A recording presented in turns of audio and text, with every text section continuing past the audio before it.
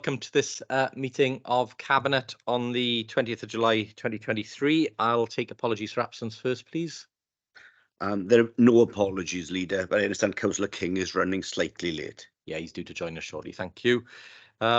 Disclosures of personal or prejudicial interest. I'll take those now. Councillor Lewis. Thank you, Leader. Yes, personal and prejudicial interest in item 8 as I'm named in the report. Okay. Personal in item 13 as a ward member. Yes. Councillor Lewis. Apologies, also a personal interest in item 13 as a ward member. Okay, and I have that similar interest in item 13 as a ward member. Councillor Smith. Item 8, Local Authority Governor Appointment Panel. I'm a member of the panel and I will be speaking but not voting. Okay, any other member or officer declarations? No, we'll move on then to the minutes of the previous meeting, pages 1 to 4. I haven't been asked for any amendments, so I'm happy to move them as a true record. Could I have a seconder, please? Okay, thank you. All those happy to agree? Yep, thank you very much. Announcements of Leader of the Council. I have no announcements for this morning, so we'll move on to public question time. Have we received any questions from members of the public? Councillor question time. I don't think there are any councillors wishing to ask questions this morning. So we'll move on then to item 7, which is Leadership, Inclusion, Governance, Building Excellence in Swansea Schools report. Councillor Smith. Yeah, thank you, Leader. And can I start by thanking the Corporate Delivery Committee for the work that's gone into this report and the discussions that they've held all through the year leading up to the three reports that are presented as appendices to this report. What I think we've got here as outputs are 3 documents that will be crucial for our schools and all of those who work with the schools, our own staff, who are, of course, frontline workers, as are our school staff. The first one is the Head Teacher and Senior Leader Handbook, and I think if you look at the information that's contained in there, that is going to be a very useful document for our schools moving forward. It shows clearly how they can access support, what the different responsibilities are, and who are the key individuals they need to contact to access support. And as I said, most of those people that are named there, they show how our own staff here as an education directorate are also frontline staff helping delivery in our schools. Similarly, the Appendix B, the new Swansea attendance policy, we know that that's an issue, not just in Swansea, but all over Wales, indeed all over the UK. And it's looking at what measures we need to implement to support our schools and to support our families to ensure that children and young people attend school and are able to access the provision and the opportunities that are made available there. And I think, again, that will be an extremely valuable piece of work. And the third appendix, Appendix C and Appendix D, is the governing body support strategy. We know, again, the key role that governors play. Many of us are governors ourselves. We know there is the level of responsibility that falls on governing bodies. These are, after all, volunteers who do it out of a sense of civic duty, a sense of public responsibility. And we owe debt of gratitude for them for taking on what is often an onerous and responsible role. So I think that strategy there is going to help strengthen our governing bodies and strengthen the support we provide to them as a local authority. So before I move the report, Chair, I'd like to introduce the Chair of the committee, Councillor Mike Dirk, who may want to say a few words. Mike. Thank you very much, Councillor Smith. Well, obviously, I'd reinforce everything you said about this. I pay testimony to the committee members who really had a challenge at the beginning of the year in looking at post-pandemic recovery issues for education and skills and setting in stall a very robust work plan. And what we saw under 1.3, as Councillor Smith says, was a focus on strengthening school leaders, attendance and inclusion, and strengthened and effective school governance. They were seen as the 3 huge areas to be tackled, and the committee took the decision have 2 committee meetings on each of those key areas. It was a process of challenge. It was a process of continual discussion. And I thank all the committee members for their enthusiasm, for their attendance, for their commitment and intelligence, based on their experience, largely decades and decades of experience on governing bodies themselves. So that's all I'd say about this. And with a note and a nod to Helen Morgan-Rees and her team, to Democratic Services and Legal Service colleagues for their support of the committee throughout the year, I'd heartily recommend this report, not as a spurious theoretical as a series of reports, but as a practical, focused guide to future policy and making a transformational difference as we share the excellence the committee saw throughout the year, far and wide across all the Swansea schools. That's all I'd say. Thank you very much for inviting me along this morning. Thank you, Mike. So with that, can I formally move the report, Leader? Yeah, absolutely. And can I formally second? And in doing so, can I thank you and Mike and the Councillor Dirk and the committee for the work that they've been done here. I think it's an excellent document, and as you said, will have hopefully have a real impact in terms of what we do going forward. I will open it up if anybody's got any questions or comments for Councillor Smith. If not, Mr. Evans, if you could launch the vote, please. Thank you, Leader. The vote has been launched.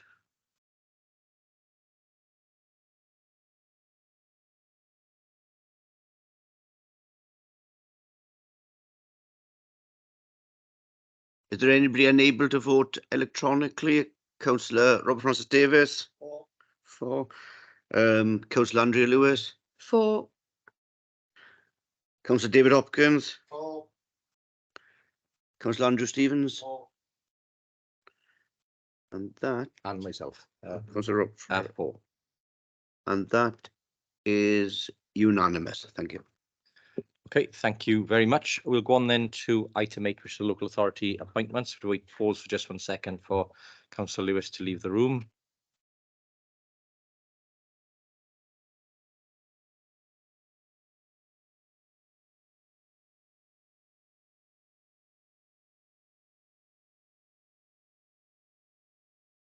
Okay, thank you very much. Councillor Smith. Yes, as I said earlier, that we know the responsibility that falls on members of the governing body, and we owe them all a great debt of gratitude. We have 4 nominations approved by the government appointment panel, and it's a pleasure to move the 4 names, Leader. Okay, thank you. I'm very happy to second. Any comments or questions on this report? If not, Mr. Evans, again, if we could launch the vote, please. Thank you, Leader. The vote has been launched. Any verbal votes? Councillor Robert Francis Davis? Councillor David Hopkins? For. Councillor Andrew Stevens? For. Moment, if I just check. That's unanimous for, Leader. Thank you very much. If we could call Councillor Lewis back in.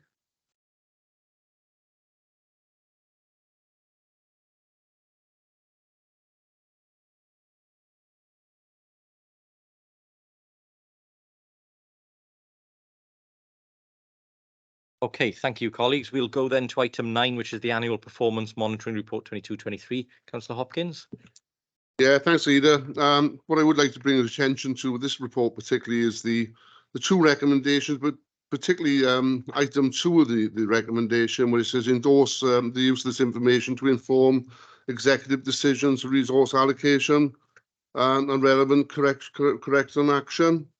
I think we all know this report sets up an update on our performance in respect of our corporate delivery. What I would bring is also the attention to is 2.3. At year end, 22 of the indicators shown an improving or maintaining performance at the same period last year. 25 indicators met or bettered the targets. I'm pleased to say that we continue to make improvements in reducing the number of children looked after children, young people supported in child and family service end of period. Exceeded the targets of more than double the number of apprentices and trainees started with the council, and I'm sure Councillor Andrea Lewis will also have something to say on that particular point. And we superseded surpassed the target to improve number of protected social benefit clauses under our bricks and mortar in contracts. So there is some good news here, but I'm also, if we go to 2.4, we have got some concerning targets, but I'm sure we have got some mitigations, things coming forward on them. I don't want to go through the report in any detail, but what I would say is would welcome, sorry, what's going to cost me there? Would welcome any members to come in with their particular performance in their areas. But so I'd like to move the report with the 2 recommendations on page 95 at this time, Leader. Thank you.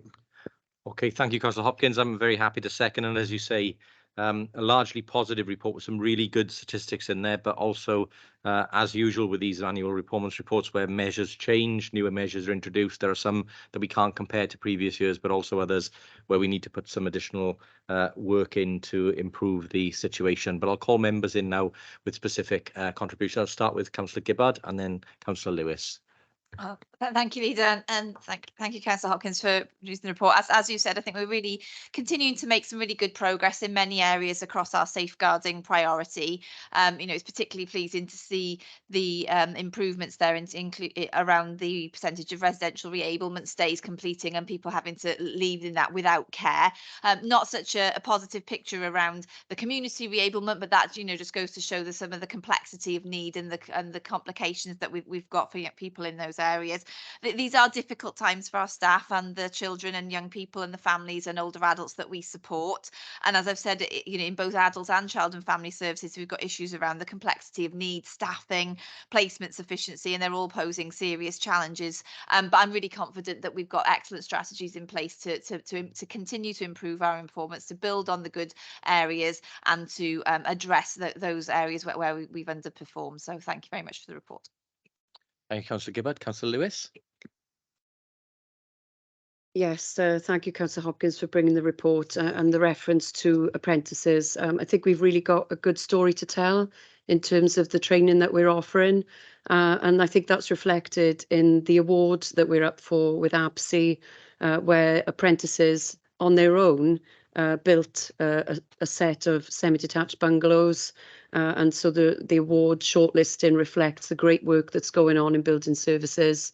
That I don't believe there's anywhere else that those apprentices would be able to get that level of training and expertise. And I know, speaking to them personally, it's really very worthwhile, and they really appreciate it. And so long may that continue. As Councillor Gibbard has referred to, there are some negatives in the report. The increase in the number of days that families have been staying in B&Bs. But personally, I feel that is reflective of the homelessness pressures that we are seeing increasing. And largely that's due to the cost of living crisis. And so we really need to keep an eye on that. But we're doing everything we can to try and either acquire or build our way out of trying to give more suitable accommodation to those families, and we'll continue the work in that area. But I know that the teams, this is no reflection on the teams, they're doing everything they can in terms of prevention of homelessness, and they're working flat out. So my thanks to all the teams involved. Yeah, thank you, Councillor Lewis. I'd just add, on that point on homelessness, it is absolutely right, because we are one of the few areas in the UK that have made a specific pledge to deal with homelessness. Whilst we have people who are on the streets, sometimes through the choice and refusal of the services we're offering, the fact that we are also playing a major part in assisting the UK and Welsh governments with housing people fleeing conflict, as well as what we're doing to try and make sure that nobody remains homeless in Swansea, inevitably means that the metrics around use of B&Bs and others have inevitably gone up. But it's better that they are in a form of accommodation than on the street, where they are not being catered for, which is the case in many parts of the UK. So again, it's something for us to continue to work on. I know the teams are doing excellent work around that. So I'll go to Councillor Smith next, and then Councillor Pugh. Yes, thank you, Leader. And again, there are some disappointing outcomes in terms of the education and skills report section of the report. But as I said here, we are addressing the issues around attendance, we're addressing the issue around behaviour. The last item, we adopted policies to address those specific issues, and I think that is designed to address and improve the position that's presented in front of us here. There is another issue in terms of what data is now being collected in terms of children and the attainment of children and young people, and I think that is a separate discussion which we need to have with Welsh Government. But we are not alone in this. This is a common thread across all local authorities, not just in Wales, but I think across the whole of the UK. There are issues that can be attributed to COVID. There are issues that can be attributed to wider pressures in society, and I think we need to recognise that when we're interpreting these figures, Leader. Yeah, thank you, Councillor Smith. A really important point about the fact that behavioural issues and attendance issues are ones that are across the UK at the moment, and they are clearly linked to the impacts of COVID and how families are now struggling after that period. And again, certainly applaud the work that's being done to try and address that in Swansea. Councillor Pugh. Yes, thanks, Leader. From a tackling poverty point of view, obviously the last number of years have been particularly difficult, and coming out of COVID has been particularly difficult. And I would like to give thanks to everybody, because across the local authority that have, and all our partners, for really trying to step up and help people out there in these really, really hard, desperate times. And I thank our staff because they have gone above and beyond. And even though on some of the things they look as if perhaps things are declining, but it's just some of that will be purely if you take revs and bends. They got so many benefits out through the door so quickly. We just see in the tail end of things, slowing down because they stepped up and they got them out really fast. And when I look at the poverty teams, the commissioning teams, all of them that have grants in and straight back out, it has been hard, but they do these things because we have so many people out there in need. And we've seen huge increases in the number of people seeking support from the employability teams, the regen teams. I would like to thank officers, staff around the council who have supported our 6-month placements and highways particularly that have actually employed people afterwards, after the 6 months and everything. Is a really, really excellent piece of work that's going on here. And I think the report shows, the welfare rights, employability, all of them really taking on huge sort of emotional dealings with people and trying their best to help them. So I think it's, it's excellent. I'd just like to give thanks to everybody, Leader. Yeah, thank you, Councillor Pugh, and a really important point about the fact that, given that we have this national cost of living crisis coming on top of the impacts of COVID, there are inevitably many more families struggling and needing those support services that are offered through our poverty teams. So absolutely right, the workload there has increased significantly, and inevitably it's going to have an impact in terms of how we support people. I'll go to Councillor Gwilliam next, and then I'll come to Councillor Stevens. Thank you, Leader. Yeah, I echo everything that Councillor Pugh has just said, but in particular, the area within the early help hubs, we've seen a significant increase in the amount of referrals, I think particularly since the launch of the single point of contact. So they almost a success story in that they're providing that support to many of our families across the city, and as a result it will decline in the need for children and families receiving that higher level statutory involvement. But whilst that's ongoing, obviously our waiting lists have increased. But I have been reassured by the teams that one-to-one support and that family support, that's happening, and that it's more around the waiting lists for the group intervention work. So I'd like to thank the teams for everything that they are doing to support our families across the city.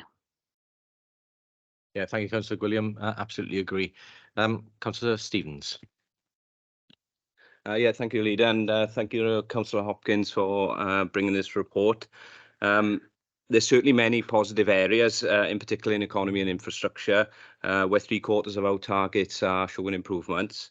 And you'll note from page 16 of the appendix, the delivery of our SPF investment plan commenced with a significant package of support, with themes ranging from enhancing both urban and rural communities to supporting small businesses across the county.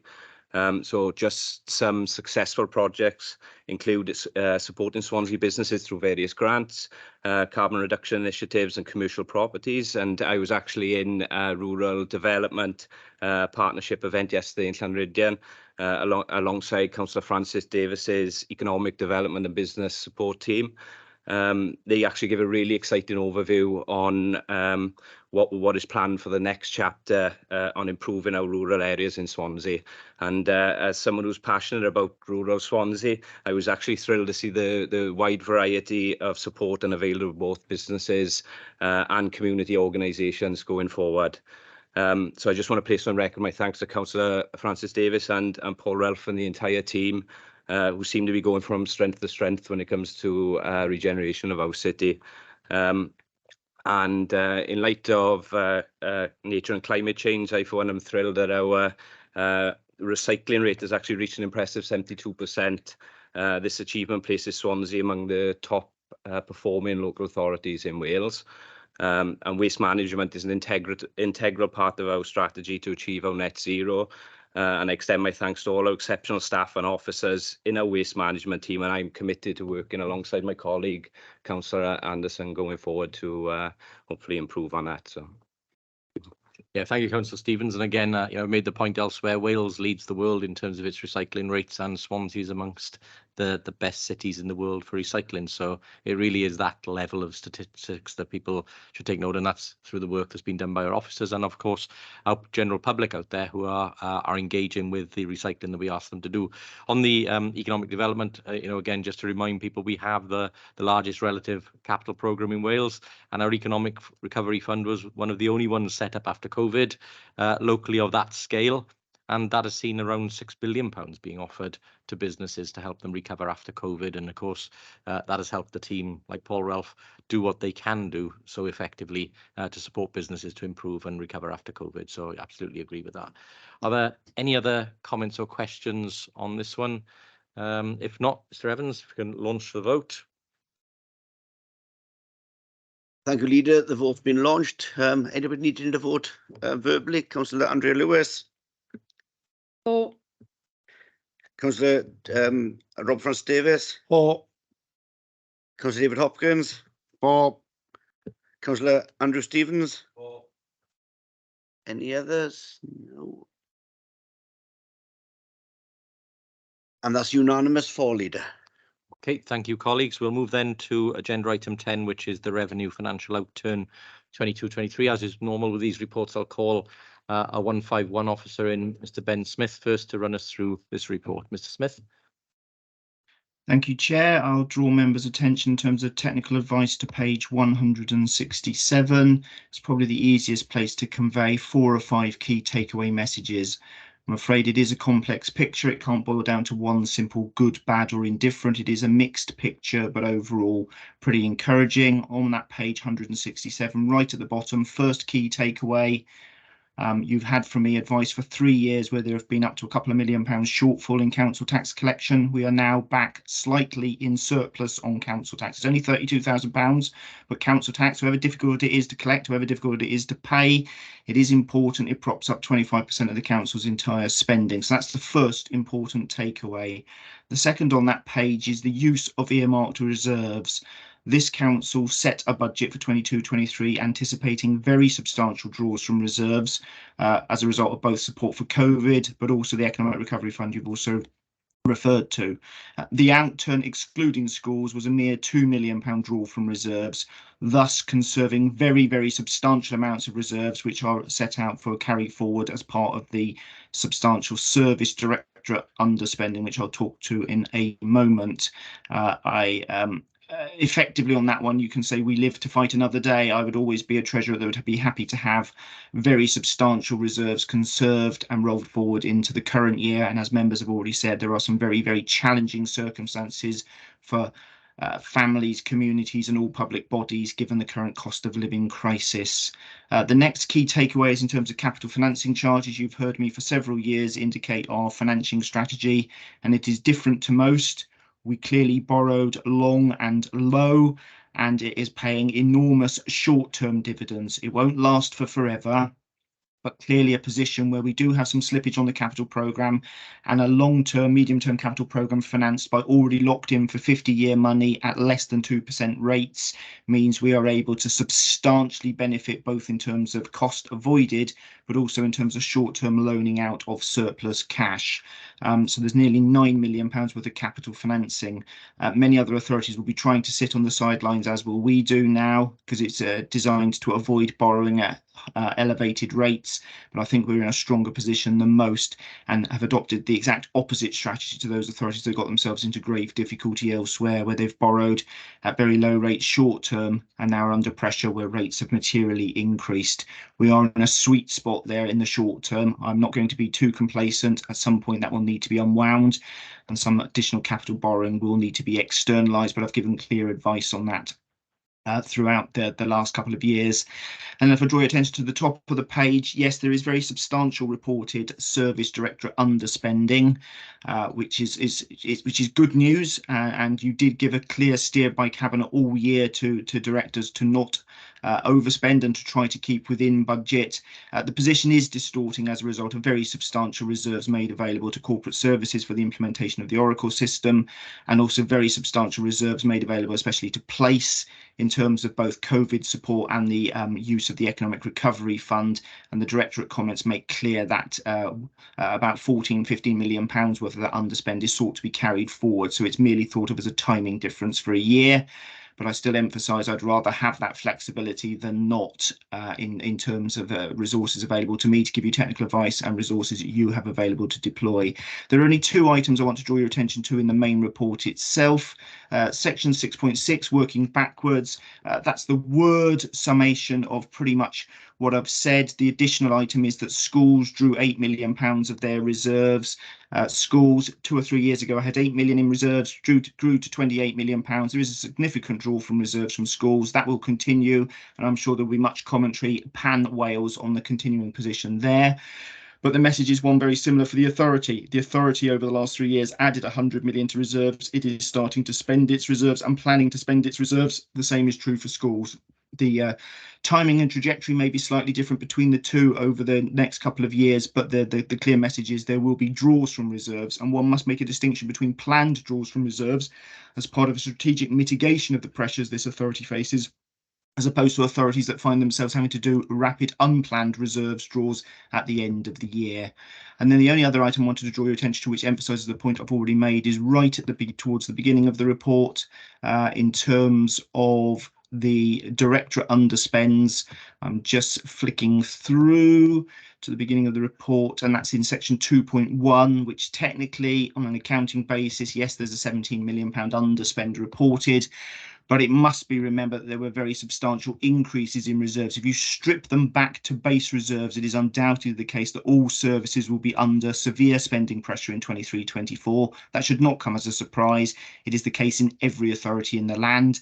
But I emphasise you set the budget as a council with, again, further draws from reserves, and those underspends and carry forward requests do give you quite a lot of short-term firepower to mitigate some of the biggest pressures. The most obvious thing in 23-24 will be, again, heavy use of the Economic Recovery Fund, but also the deployment of 12 million to ourselves and several £million to strategic partners in terms of the Energy Fund. Both of those are things that were set up by council to be spent as part of the mitigation strategy, so it should come as no surprise. And I think I should just briefly also mention that in 2.8.1, there is a summation that there is still some financial long elements of COVID involved. There is still nearly the thick end of £20 million swirling around in COVID money in and out, as one of the other members mentioned earlier. That will start to fall out completely now in 23-24, and we will return to a semblance of normality in a post-COVID environment. Unfortunately, we are unlikely to return to a semblance of normality in terms of some of the cost of living pressures, inflation and interest rate pressures that all public bodies and all households are facing. So I think that's all I need to give in terms of my technical advice, in terms of key takeaways, where there are 4 or 5 matters of substance and context and history to be borne in mind. And before I hand back to you, I just remind you, Chair, that there is just the one recommendation, which is seeking your approval to note the report and also crucially to then agree those carry forward requests and the contributions to things like the capital equalisation reserve as part of a mitigation strategy for what undoubtedly is going to continue to be a challenging, somewhat interesting 23-24 for this council and all public bodies as they continue to wrestle with some real difficulties in terms of the public finances. Thank you, Chair. Thank you, Mr. Smith, and thank you for the work you and your team have done on this report. Just for me, I'll happily move the recommendation on page 151. But to add to what you've said, I think I'll start with the borrowing point you made. Again, we went through months, if not years, of debate with opposition members about the reality of whether we should borrow or not. It's similar, actually, to the debate that we had at scrutiny this week, where the leader of the opposition was talking about whether it was the right thing to do to move the civic library into the city centre, whether placing stuff in the heart of the city centre was the right thing to do, and whether we should think again about that. Well, the reason we're doing it is because of the mistakes he and his administration made when they were in power by moving the civic library out of the city centre and ripping the heart out of the city centre in terms of footfall. So, you know, again, it just shows the difference between this administration, the sensible decisions we make, and the bonkers decisions they've made over many years, which we are now having to repair. On borrowing, if we'd have waited as they would have wanted us to do, we'd have been now looking to going to the markets. I think, Mr. Smith, at over 6%, I think was your latest number for borrowing. That would have been 3 times higher than we actually borrowed. We've been able to borrow, lock in that rate and make sure we can deploy that capital now at the lowest possible rate. So to deal with the inflationary pressures caused by the bonkers Liz Truss budget by the UK government, there's a lot of bonkers parties around at the moment, isn't there? You know, we are dealing with the inflationary pressures as are households across the UK in terms of inflation and cost of living crisis. But luckily, through the decisions we've made, we can protect our residents, our services, and our projects from much of that. In terms of the Economic Recovery Fund and the use of reserves, again, as you said, Mr. Smith, we had enhanced budgets significantly going into this year to prepare, and it is the underspends against the enhanced budgets that we're noting in this report today. That does, as you quite rightly put it, allow us to fight another day. That means that we have that cushion, we have that firepower to deploy in the coming year or years, because we know we've got inflation still with us. That is driving wage requests. It is driving all sorts of pressures across the schemes, and we will need to pick up those pressures as we go through. In addition to that, of course, the deployment of reserves is absolutely there to support our communities. If communities are looking at the free bus travel we're putting on in the summer, if they're looking at the extra teams that are out there cleaning our communities, if they're looking at the reduced parking offers that they can now avail themselves of, those are all funded through the use of specific reserves. And that is only possible because of the prudent management that we have taken towards the council's resources over a number of years. So I commend the officers and the cabinet members for the work that they've done to minimise the use of reserves for their budgets this year. It remains a very tricky and difficult position. We know we've got pressures coming into the coming year, and thankfully we will have more reserves to deal with it. There is a range of actions that we will continue to take in the coming months, some of which will be funded through our use of reserves so that we deliver on the promises to the people of Swansea and we protect them from the worst impacts of the cost of living crisis created in Downing Street. So that is the comments that I would add to what Mr. Smith has said. I'll look to somebody to second the report, please, and any comments Cabinet members wish to make. Happy to second the report, Leader. Thank you, Councillor Lewis. Councillor Francis Davis. Yeah, I'd like to echo some of the things you've said, actually, and congratulate yourself, Leader, and Ben Smith and his team, and the corporate management team as well. You know, it is about working together. But it takes me back to, you know, that day, budget time, when the opposition having to go at the money that we spend. You know, we get criticised when we spend money. We borrowed £200 million. Lo and behold, we shouldn't have borrowed that money. You know, it's it was disgraceful leadership, but you wanted to borrow that money, and the way that Ben Smith, the Section 151 officer, allowed us to borrow that money. But as you say, it was a stroke of genius at the time. And I bet now that every other local authority in Wales or the United Kingdom will wish that they had the vision to have done the same thing. And we'll have an underspend now, and we'll be criticised now of having an underspend. We were criticised of having reserves by the opposition. And whatever we do, we're going to be criticised of the opposition, because they were an opposition that was happy not to do anything. And I mustn't say anything, you know, that it's not fair to say they didn't do anything. They did build a bus station, nowhere near the train station. And, you know, I'm a believer in integrated transport system, but there we are. You have a train system one end of town, and you have a bus station the other end of town. And then that wonderful, you know, vision to do the Kingsway, you know, which we had to turn around, result in deaths, and it's terrible. Our city needed development, and you were the vision leader to make sure that, you know, you look around and walk around the city now to see the cranes. We're spending money. We get criticised for spending money. When British home stores closed throughout the country, the opposition obviously would have been happy to see an empty building there, deteriorating. We had the vision to say, well, let's get people working and living back in the city. Let's put our library into the city centre. And the answer is, no, it's the wrong building we're putting in. You know, we should put it by the bus station, which is in the right place. Well, it could be the wrong place. I'm not quite sure. But then even the opposition, they never know whether it's right or wrong. Thank God we got you as a leader who's had this vision of getting this city back working, get buildings going up, the cranes that are off the building, the confidence in the private sector following our lead.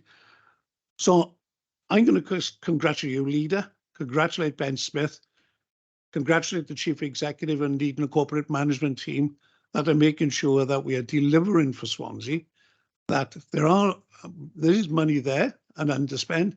But then we're going to need that money. We get the government saying, yes, let's give a 6% pay rise. There'd be no money for it, mate. Got to take that out of existing budgets. We are a good employer. We want to look after staff, but it's got to be prudent management, prudent budgeting. And I think Swansea are lucky that we've had that through your leadership, leader, being responsible for finance and having a great Section 151 officer. And what a team you're all making. So thank you. Thank you, Councillor Francis Davis. As I've said many times, it's about teamwork here, and we're a good team leading the authority. And I do recognise what you say about the challenges that we were left as an administration following on from what had happened previously. Are there any other comments or questions from anyone? If not, if we can launch the vote, please, Mr. Evans. Thank you. Thank you, leader. The vote has been launched. Does anybody need to vote verbally? Councillor Andrew Lewis. 4. Councillor Robert Francis Davis. 4 noting. Sorry? Noting, wasn't it? Yeah, 4. Yeah. There's a decision. Yeah. Councillor David Hopkins. 4. Councillor Andrew Stevens. 4. Any others? No. And that is unanimous for, leader. Okay, and then we'll come on to the HRA report. Again, I'll go to Mr. Smith for some technical advice and then come to Councillor Lewis. Thank you, Chair. This one is really simple in terms of technical advice. Reminder, as you're all aware, the HRA is ring fenced. The HRA also relies heavily on a large part of its capital expenditure financed directly from the HRA revenue. You will see clearly in the report that there is some significant slippage on the capital programme, which means we've been able to reduce in 22-23 the direct revenue contribution to capital, which has driven an increase in the HRA reserves balance carried forward, but it is then planned to be fully deployed in the following year, in current year 23-24, which will see reserves drop back down and that direct revenue financing of a very substantial HRA capital programme to be continued. So I think that's all I need to give in terms of technical advice on this one. There is just the one recommendation that I'll be inviting yourself and Councillor Lewis to to look to move if you're so content, but I will defer to Councillor Lewis now. Thank you, Chair. Thank you, Mr. Smith. Councillor Lewis. Thank you, Leader, and thank you, Mr. Smith. I move the recommendations on page 168. You would be forgiven for thinking that this was quite a negative report in terms of underspend. So just to justify that, I'll give you more detail in terms of the background. Leader, as you said on the previous report, it shows a distorted view of the world, and actually this report is very similar in that respect. So just to take the reasons behind the money coming back to the reserves, the increased revenue repair costs as an example. So members will appreciate during COVID, for all the right reasons, we didn't go into people's homes because of safety and because of threat of spreading the virus, which then resulted in post-COVID, a huge increase in the backlog of repairs and maintenance being dealt with. It gave me great pleasure to report to the Governance and Audit Committee yesterday that within a 6-month period, 26,000 repairs were carried out. And that is reflected in the overspend of over 3.6 million, which is in the table. So, you know, a huge amount of work going on in terms of investing in our, sorry, there's feedback, in terms of investing in our current homes. Again, Mr. Smith referred to the reduction in the contribution to fund capital expenditure. We have an ambitious capital programme year on year, and year on year we spend in excess of £40 million in WHQS, the Welsh Housing Quality Standard, and also new homes. This council proudly has returned to building extremely high quality, high energy efficient homes for the benefit of our tenants and trying to eradicate the 7,000 people on our waiting lists at the moment. So a huge investment, and because of the ambitious nature of the capital programme, inevitably there has been some slippage. So I will leave it there because I know members have had the report in advance and will no doubt considered it. But I will say this in conclusion. Yes, it does look as though we've got a surplus of 5.1, over 5.1 million in terms. So we will have around 10 million in our reserves. But actually, as Mr. Smith referred to, 23-24, we continue our ambitious programme. Not only will we be invested in new homes, but I'm really pleased to say that we are looking to invest significant amount of money in refurbishing Croft Street high-rise flats, which is going to be a multi-million pound project. So really proud of this administration's track record, and we continue to deliver for the people of Swansea and for our council tenants. Yes, thank you, Councillor Lewis. Very happy to concur with your comments and to second the report. Just to say, I think it's a really important point for people to make in terms of comparison. What we spend in 1 year was the equivalent of what the previous administration spent in many years. Such was the limit of their ambition to improve housing for our tenants. And of course, their main aim was to actually get rid of the housing and to put it into a different form of ownership, and for the council not to have housing stock at all. And again, it was this party that stopped that happening at the time. So I'm glad we've retained our housing stock. I'm glad we returned to council house building, and I'm glad we're investing the millions of pounds that people will see in terms of benefits to the quality of the homes that they live in. So absolutely right. And if that means that we therefore carry a small surplus as a result of that, that is absolutely right. Okay, so with that, if there are any other comments or questions, if not, we'll go to vote, please. Thank you, Leader. The vote's been launched. Verbal votes. Councillor Andrew Lewis. For. Councillor Robert Davis. For. Councillor David Hopkins. For. Councillor Andrew Stevens. For. Any others? Just check. That's unanimous for, Leader. Okay, thank you, colleagues. We'll move on then to agenda item 12, which is the grant giving policy and process. Councillor Pugh. Yeah, sorry, Leader. I've tried always to get this camera to work, but it's refusing. I'm sorry. So if you can bear with me, I would like to thank Spencer Martin and Jane Whitmore for pulling this policy together. We, as a local authority, have millions of pounds, many millions of pounds worth of grants that come in and out through us. And over the years, there's been some excellent practice and processes followed. And we just felt now that we're in the time of where, as I said, so many come in and out that we needed really to put the policy in place so it's clearer for staff and it's clearer for people who may not be so used to the grant process, you know, and it is complicated. And we need to remember that lots of our partners are very small organizations as well, and it can be overwhelming for people. So I'm really proud and really grateful to see this process now, and it will, I'm hoping, will ease the burden on people when they panic. And I was at a large SCVS event yesterday with hundreds of third sector people, and many of them are very, very small. Could be friends of the park, could be a food bank, they volunteers. We need to have these processes in place, and I think that this is great. So it's nice and simple, and I think that it'll benefit all our departments in the council to be able to follow. So I'm happy to move the report. Thank you, Councillor Pugh. I fully agree, and very happy to second the report. Are there any cabinet members who wish to add a comment? Councillor Francis Davis. Yeah, whilst I agree with this, I have worries about it as well, is that in the voluntary sector in Swansea, what we have in sports, arts groups, friends of groups, food banks, etc. Councillor Alison Pugh is absolutely quite right. Swansea would not tick unless we had these voluntary organisations. A lot of them are reliant on grants, but it's not all areas that have the knowledge to be able to look at what are quite complex applications for people.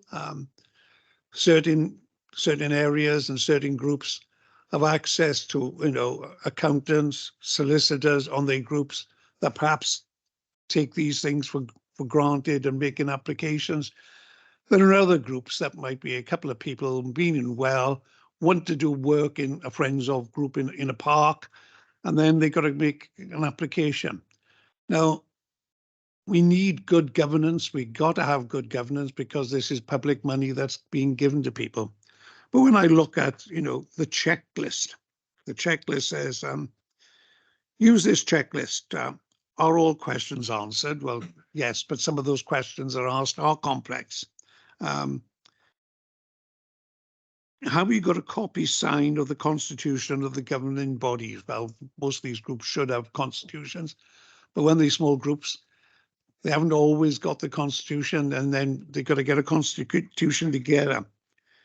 What is their equal opportunities policy? We need to see a copy of that to make sure that they tick. Can we have a copy of your Welsh language policy? Can we have a copy of your environmental policy? And where applicable, can we see a copy of the vulnerable adults or child protection policy?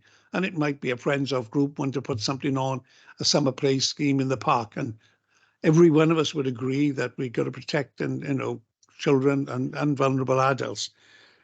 So what I would like some assurances, Leader, is that our officers can get model policies brought for these voluntary groups, so they can put to their committee and add their names to what are model policies that should be adopted, so they can adopt these policies to show good governance, and that there is an audit trail, that it makes it easier for people going for applications, make it easier for officers to be able to make sure that they are in order with the application, to tick off the application, because I'm sure it is very difficult for a lot of groups to be able to write up all these policies. They can give them model policies, they can insert their name, take it to the committee, get it agreed, so it's registered as their policy constitutionally wise. And I think it would make life a lot easier for a lot of the groups, and making sure that people are actually applying to the terms and conditions that we are making today. Thank you. Leader, can I come back in to reassure Councillor Davis, please? Yeah, was just going to call you back in. Yeah, absolutely. Thank you. I'm sorry, I said my screens are working. Just to reassure you that Alex Bahari and SCVS in SCVS covers all these, and all third sector groups out there can use SCVS's policies, and they just put them to, you know, their organization's names. Every one of them that's on there is written and provided to all the small groups. I was, an example, I was at the Butterfly group the other night, and there was a lady there setting up a small group from there and didn't know where to start, and you know, put her in touch with SCVS, and all these policies will be given to them, and all teaching, and they will support them right through setting up and continuing. So just to reassure you, even though it looks like a lot, because it is what's always asked for all these policies and on the grants, they are all provided for them. Okay, thank you, Councillor Pugh. I'll therefore second the report. Are there any further comments or questions from anybody? If not, Mr. Evans, if we could launch the vote, please. Thank you, Leader. The vote has been launched. Can I take some named votes, please? Councillor Andrea Lewis. For Councillor David, Robert Francis Davis. For. Councillor David Hopkins. For. Councillor Andrew Stevens. For. Any others? We just check. That's unanimous for, Leader. Okay, thank you very much. We'll move on to item 13 now, which is the Tabernacle Morriston Community Resilience Hub. Councillor Francis Davis. Thank you, Leader. Morriston Tabernacle, and for, you know, if you look at the introduction on paragraph 1, it's a 150-year-old chapel. In fact, probably more than a chapel. It's the known as the Cathedral of Nonconformity in Wales. You know, a building that cost an enormous amount of £18,000 in its day 150 years ago. During the Industrial Revolution, you know, towns like Morriston had a huge growth in chapels, and Tabernacle was there through the Welsh language. It thrived during that time. Unfortunately, congregations have dwelled in many religious chapels and churches throughout Wales, and it's been difficult for them to carry on with a small congregation. What is a Grade 1 listed building? One of only 2 Grade 1 listed buildings in Swansea, the building we're in and Morriston Tabernacle. So we were approached in 2016, and Cabinet agreed that we would try and help them and administer a way of they can make some change to protect the building. And unless you protect Grade 1 buildings, it doesn't take long for them to fall in disrepair, for budlier to get growing out the buildings, take over it, before we look down, having to flatten buildings because they can become dangerous. Far too often we've seen historic buildings fall into disrepair throughout the United Kingdom. So in 2016, we helped them, and the Tabernacle Morriston Congregation Charitable Incorporated organization got set up. There's a lot of proposed work that needs doing to make sure that it is appropriate today, to make sure that it can continue. You see in paragraph 2, the proposed works, paragraph 3, the rationale where council can support it. This is a third sector building, doesn't belong to the council, but we do have an obligation to listed buildings to make sure that they can survive. You can see on paragraph 4 the objective of the scheme of how it will come into a good use, the building. At the same time, making sure that the congregation can carry on in Tabernacle. So you can see in Appendix A rather, there's a collaboration agreement drawn up with the council to work with Morriston Tabel, the organisation, and that's listed out on the agreement and all the different roles of governance, the staff, the intellectual property, everything is listed there. And then how we can work with them to look for financial aid and grant aid to make sure that this building survives. And you will look on appendix, page 226, the money that they will need to raise and where they're looking to raise that money. And that is through Transforming Towns Placemaking Programme, the Welsh Church Act Fund, the Landfill Disposable Tax Fund, Community Ownership Fund, the Shared Prosperity Fund, the People and Places Community Fund. And I'd like to congratulate our officers for finding innovative ways and where they can help this and making sure that this building survives. And the work carried out by Jackie Box, who was seconded to help in that building, and the officers under Paul Ralph and the team. You know, they really have made a difference. It is part of our cultural history. It is part of the story of the Swansea Valley. We've seen the work carried on in the Mover area and a great use being made to that with Penderyn moving into buildings that we have put right. And I think people all over Wales now are looking at how Swansea are doing to make sure that we protect our heritage for future generations, working with Welsh Government to be able to do that. And I think our officers should be congratulated, and Cabinet and Council should be congratulated by making sure that we have policies that protect our heritage going forward. So I have pleasure in moving the report and the recommendations set out 1, 2 and 3 on page 197, Leader. Thank you, Councillor Francis Davies. I fully concur with your thanks to the officers for the work that they've done, and to yourself as well for the work that you've done on this. As you say, we only have 2 Grade 1 listed buildings within the Swansea, City and County Swansea boundary, and it's important that we use all efforts to make sure we retain our heritage as we're doing in other locations. So very happy to second. Councillor Lewis. Yes, thank you, Leader, and thank you to Councillor Francis Davies. I warmly welcome this report. Yes, as Councillor Francis Davies has alluded to, this is a building of key historical significance, particularly during the Victorian industrialisation, but it is also a key building for the community. And we saw that when we went to a recent fundraising event where local choirs came together, the building was full to the rafters, and they raised over £36,000 for the Morriston gas explosion and for those who were affected by that. We've also seen in Swansea how buildings of key significance have fallen into significant disrepair. And it was only last week, might have been this week, was it last week? We went to see the Palace Theatre and the work that's going on there. But that is a perfect example of what happens when you don't invest in important buildings. And so this is about early intervention and prevention and protecting a building which is not only beautiful, but also practical and cherished by the community, not just of Morriston, but of the wider community of Swansea.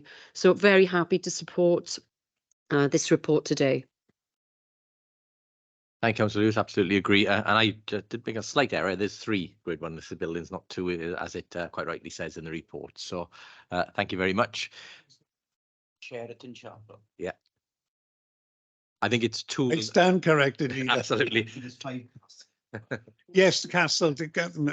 There's also some ancient monuments as well, which is a step above Grade 1.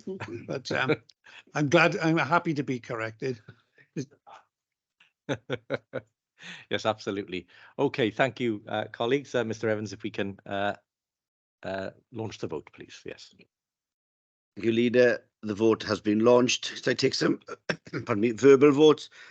Councillor Andrea Lewis. 4. Councillor Robert Francis Davies. 4. Councillor David Hopkins. 4. Councillor Andrew Stevens even.